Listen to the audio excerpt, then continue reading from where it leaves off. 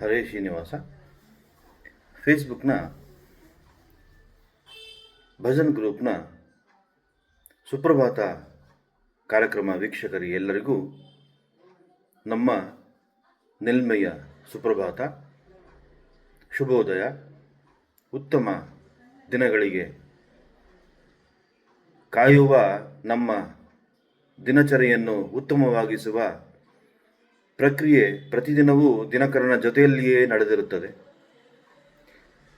ದಿನಗಳು ಕಳೆದಂತೆ ಜನ್ಮಗಳು ಕಳೆದಿರಬಹುದು. ಸಾಕಷ್ಟು ಜನ್ಮಗಳು ನಾವು ಹೊತ್ತು ಬಂದಿರಬಹುದು, ಹೆತ್ತು ಬಂದಿರಬಹುದು, ಹುಟ್ಟಿ ಬಂದಿರಬಹುದು. ಗಂಡಾಗಿ, ಹೆಣ್ಣಾಗಿ, ಪ್ರಾಣಿಯಾಗಿ, ಪಕ್ಷಿಯಾಗಿ, ಗಿಡವಾಗಿ, ಮರವಾಗಿ ಜನ್ಮಾಂತರಗಳಲ್ಲಿ ನಾವು ಹುಟ್ಟು ಸಾವಿನ ಮಧ್ಯೆ ಸಿಲುಕಿ ಅನುಭವಿಸಿ ಅನುಭವ ಹೊಂದಿ ಈ ಭೂಮಿಗೆ ಮತ್ತೆ ಮತ್ತೆ ಬಂದಿರುವೆವು ಎನ್ನುವ ನಂಬಿಕೆ ನಮ್ಮದೆಲ್ಲವೇ.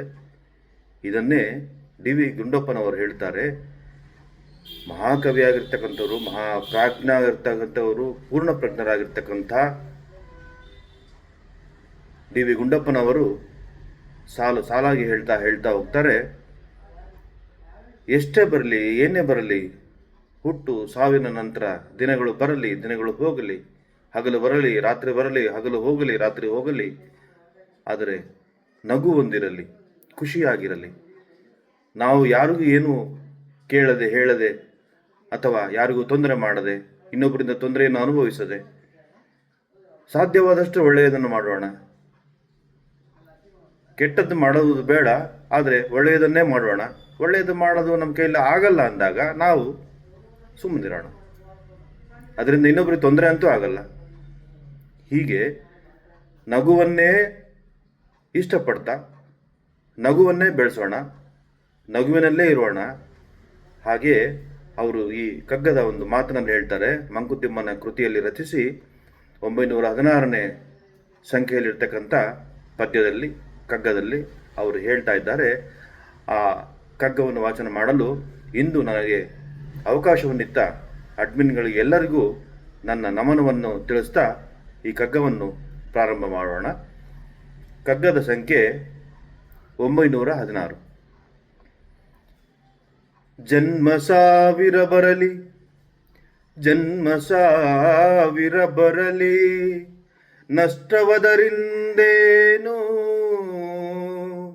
ಜನ್ಮ ಸಾವಿರ ಬರಲಿ, ನಷ್ಟವಿದರೆಂದೇನು.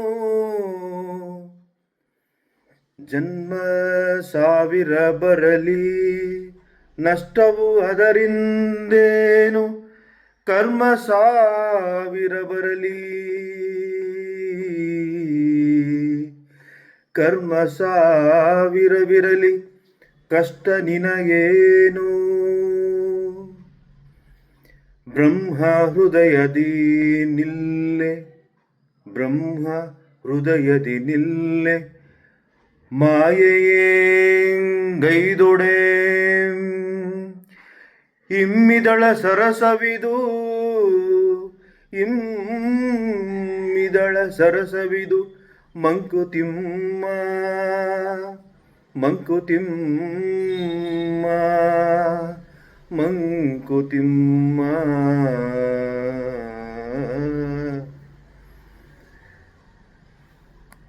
ಅವರ ವಾಕ್ಯದಲ್ಲಿ ನಾವು ಸಾವಿರಾರು ಜನ್ಮಗಳನ್ನು ನಾವು ಎತ್ತಬೇಕಾದರೂ ಅದರಿಂದ ನಮಗೇನೂ ನಷ್ಟವಿಲ್ಲ. ಅಂತೆಯೇ ಸಾವಿರಾರು ಕರ್ಮಗಳನ್ನು ನಾವು ಮಾಡಬೇಕಾಗಿ ಬಂದರೂ ಸಹ ಅದರಲ್ಲಿ ಕಷ್ಟವೇನೂ ಇರುವುದಿಲ್ಲ. ನಮ್ಮ ಹೃದಯದಲ್ಲಿ ಇದು ಬ್ರಹ್ಮಲೀಲೆ ಎನ್ನುವುದು ನಮಗೆ ಮನವರಿಕೆಯಾದಲ್ಲಿ ಮಾಯೆಯು ಏನು ಮಾಡಿದರೆ ಏನಂತೆ? ಮಾಯೆಗೆ ಒಳಗಾಗುವುದು ಬೇಡ. ಮಾಯೆ ಏನು ಮಾಡಿದರೇನಂತೆ? ಇದು ಸುಂದರಿಯಾದ ಇನಿಯಳು ಮಾಡುವ ಸರಸವನ್ನಿ ಅಷ್ಟೇ. ಸುಖ, ಸೌಂದರ್ಯ, ಪ್ರಕೃತಿ, ನಿಸರ್ಗ, ಸೌಂದರ್ಯ, ಪ್ರಕೃತಿ, ನಿಸರ್ಗ, ಮತ್ತದೇ ಹೇಳಬೇಕು. ಪ್ರಕೃತಿ ಅಂದರೆ ಸೌಂದರ್ಯ, ಸೌಂದರ್ಯ ಅಂದರೆ ಪ್ರಕೃತಿ, ಪ್ರಕೃತಿ ಅಂದರೆ ನಿಸರ್ಗ. ನಿಸರ್ಗದಲ್ಲೇ ಸ್ವರ್ಗವಿದೆ, ಸ್ವರ್ಗದಲ್ಲೇ ನಗುವಿದೆ. ನಗುತ್ತರೆಲ್ಲ ನಗುತ್ತಾರೆ ಎಲ್ಲ, ನಗುತ್ತಲೇ ಇರುತ್ತಾರೆ ಎಲ್ಲ. ಅದನ್ನೇ ನಗು ಏನು ಮುಂದೆ ನೋಡೋಣ. ಈಗ ಈ ಕಗ್ಗದ ಮೂಲಕ ನಾವು ನಮ್ಮ ಹೃದಯದಲ್ಲಿ ಬ್ರಹ್ಮನಿದ್ದಾನೆ, ನಮ್ಮ ಹೃದಯದಲ್ಲಿ ದೇವನಿದ್ದಾನೆ. ಅವನು ಯಾವ ಮಾಯೆಯನ್ನು ಹತ್ತಿರ ಬಿಟ್ಟುಕೊಳ್ಳೋದಿಲ್ಲ. ಆ ರೀತಿಯಾಗಿ ನಾವು ಅವನನ್ನು ಪ್ರಾರ್ಥನೆ ಮಾಡಿಕೊಳ್ಳೋಣ. ನಾವು ಸುಖವಾಗಿರೋಣ. ಇಂಬಿದಳ ಸರಸವಿದು ಮಂಕುತಿಮ್ಮ ಎನ್ನುವ ವಾಕ್ಯದಂತೆ ನಾವು ದೇವನ ಮೇಲೆ ಅಣಿಯಿತ್ತು ದೇವನ ನಡೆದಂತೆ ನಾವು ಅವನನ್ನು ಪಾಲಿಸೋಣ, ಅವನನ್ನು ಹಿಂಬಾಲಿಸೋಣ. ನಮಸ್ಕಾರ. ಮತ್ತೆ ಭೇಟಿಯಾಗೋಣ.